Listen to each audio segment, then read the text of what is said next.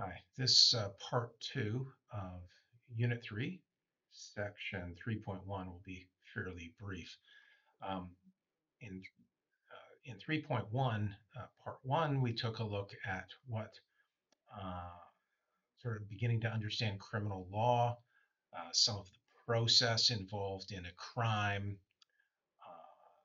the sequence of a crime, so police involvement, laying charges, court involvement, etc.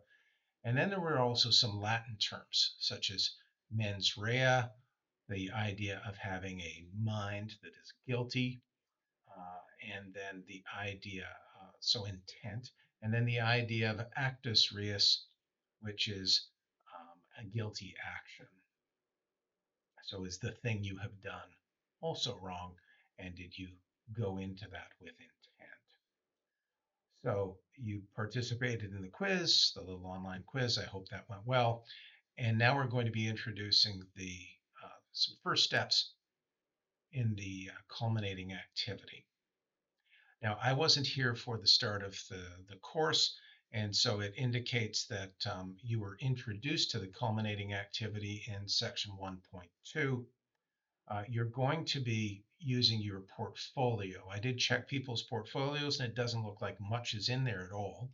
So you should go to your portfolio and begin to build the your the documentation for your culminating activity.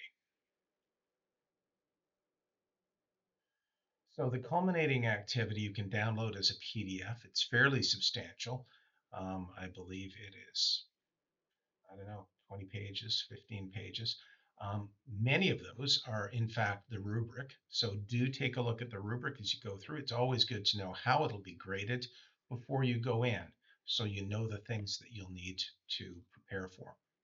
So the culminating activity gathers together a number of the features for the entire course.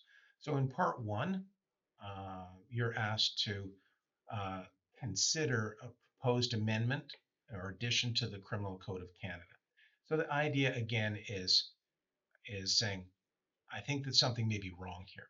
Suggested length one paragraph, and you can go through and take a look at this. Remember, this culminating activity is going to be a living document for the remainder of the semester. So just because you've done the paragraph once doesn't mean you're finished with it. It'll be like a draft, it'll be updated. And then part two, you'll provide a justification, essentially an argumentative essay, 2 to 4 paragraphs, as we've discussed already, that provide the basis for this. And again, with the idea of a continuity and change. Something's here, something's wrong. We need to keep some of the good things and get rid of some of the bad things. So please, or things that don't line up. So please ensure that you've read through the document and you've begun and started this process.